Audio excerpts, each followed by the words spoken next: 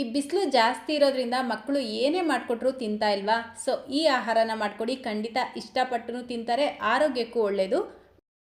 ಈ ರೀತಿ ರುಚಿಯಾಗಿ ಡಿಫ್ರೆಂಟ್ ಆಗಿರುವಂಥ ಆಹಾರಗಳನ್ನು ಮಕ್ಕಳಿಗೆ ನೀವು ಮಾಡಿ ತಿನ್ನಿಸೋದ್ರಿಂದ ಮಕ್ಕಳ ತೂಕ ಕೂಡ ಆರೋಗ್ಯವಾಗಿ ಹೆಚ್ಚುತ್ತೆ.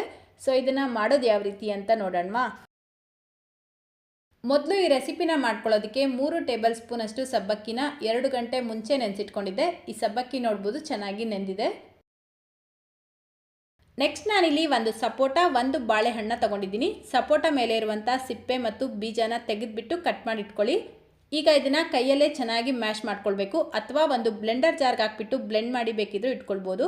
ಸಪೋಟಕ್ಕೆ ಬದಲಾಗಿ ನೀವು ಆಪಲ್ ಕೂಡ ಉಪಯೋಗಿಸ್ಬೋದು. ನಂತರ ಈಗ ಗ್ಯಾಸ್ ಸ್ಟವ್ ಮೇಲೆ ಒಂದು ಪ್ಯಾನ್ ಇಟ್ಕೊಂಡು ಈ ನೆನೆಸಿಟ್ಕೊಂಡಿರುವಂಥ ಸಬ್ಬಕ್ಕಿನ ಸೇರಿಸ್ಕೊಳ್ಳಿ. ಇದರ ಜೊತೆಗೇ 1 ಲೋಟ ಹಾಲು, 1 ಲೋಟ ನೀರು ಸೇರಿಸ್ಬಿಟ್ಟು ಇದನ್ನು ಮಿಕ್ಸ್ ಮಾಡ್ಕೊಳ್ಳಿ. ಈ ರೆಸಿಪಿನ ನೀವು 7 ತಿಂಗಳ ಮೇಲ್ಪಟ್ಟ ಮಕ್ಕಳಿಂದ ಹಿಡಿದು ಎಲ್ಲ ವಯಸ್ಸಿನ ಮಕ್ಕಳಿಗೂ ಮಾಡಿ ತಿನ್ನಿಸ್ಬೋದು. 1 ವರ್ಷ ಒಳಗಡೆ ಇರುವಂಥ ಮಕ್ಕಳಿಗೆ ಮಾಡಿಕೊಡ್ತೀರಾ ಅಂದರೆ ಹಾಲಿಗೆ ಬದಲಾಗಿ ನೀರು ಉಪಯೋಗಿಸ್ಬಿಟ್ಟೆ ಮಾಡಿಕೊಡಿ. ನೀವೀಗಾಗಲೇ ಮಗುಗೆ ಕೌ ಮಿಲ್ಕ್ನ ಕುಡಿಸ್ತಾ ಇದ್ದೀರಾ ಅಂದರೆ ಹಾಲು ಉಪಯೋಗಿಸ್ಬೋದು. ನೋಡಿ, ಇದು ಕುದಿಯೋಕ್ಕೆ ಸ್ಟಾರ್ಟ್ ಆಗಿದ ನಂತರ ಇದರ ಮೇಲ್ಗಡೆ ಒಂದು ಲಿಡ್ನ ಕ್ಲೋಸ್ ಮಾಡಿಬಿಟ್ಟು ಲೋ ಫ್ಲೇಮ್ನಲ್ಲೇ 10 ನಿಮಿಷ ಬೇಯಿಸ್ಕೊಳ್ಬೇಕು. ಇನ್ ಬಿಟ್ವೀನ್ ಮಿಕ್ಸ್ ಮಾಡ್ಕೊಳ್ತಾ ಬೇಯಿಸ್ಕೊಳ್ಳಿ.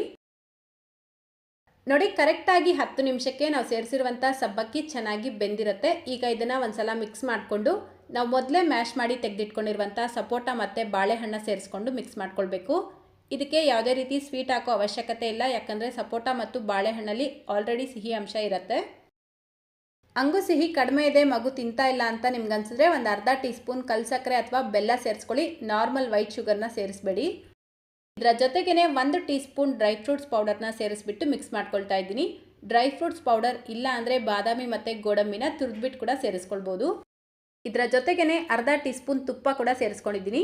ಮನೆಯಲ್ಲೇ ಮಾಡಿರುವಂಥ ತುಪ್ಪನ ಉಪಯೋಗಿಸಿ. ಸೊ ನೋಡಿ, ಇದೆಲ್ಲ ಸೇರಿಸ್ಕೊಂಡಿದ್ದ ನಂತರ ಜಸ್ಟ್ 2 ನಿಮಿಷ ಇದನ್ನು ಕುದಿಸ್ಬಿಟ್ಟು ಗ್ಯಾಸ್ ಫ್ಲೇಮ್ನ ಆಫ್ ಮಾಡ್ಕೊಳ್ಳಿ. ಅಷ್ಟೇ, ಈಗ ತುಂಬ ರುಚಿಯಾಗಿರುವಂಥ ಸಬ್ಬಕ್ಕಿ ಖೀರ್ ರೆಡಿಯಾಗಿದೆ. ಇದನ್ನು ಮಕ್ಕಳು ಖಂಡಿತ ಇಷ್ಟಪಟ್ಟು ತಿಂತಾರೆ, ತುಂಬಾ ಟೇಸ್ಟಿಯಾಗಿರುತ್ತೆ.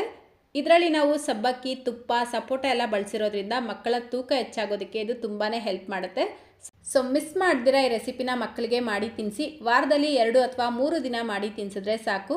ಸೊ ಇವತ್ತಿನ ಈ ರೆಸಿಪಿ ನಿಮ್ಗೆ ಇಷ್ಟ ಆಗಿದ್ರೆ ಪ್ಲೀಸ್ ಈ ವಿಡಿಯೋಗೊಂದು ಲೈಕ್ ಮಾಡಿ, ನಿಮ್ಮ ಫ್ರೆಂಡ್ಸ್ ಮತ್ತು ಫ್ಯಾಮಿಲಿಯವ್ರ ಜೊತೆಗೂ ಈ ವಿಡಿಯೋನ ಶೇರ್ ಮಾಡ್ಕೊಳ್ಳಿ. ಇದೇ ರೀತಿ ಮತ್ತೊಂದು ಟೇಸ್ಟಿ ಆ್ಯಂಡ್ ಹೆಲ್ತಿ ರೆಸಿಪಿಯೊಂದಿಗೆ ಮತ್ತೆ ಸಿಗೋಣ. Thank you.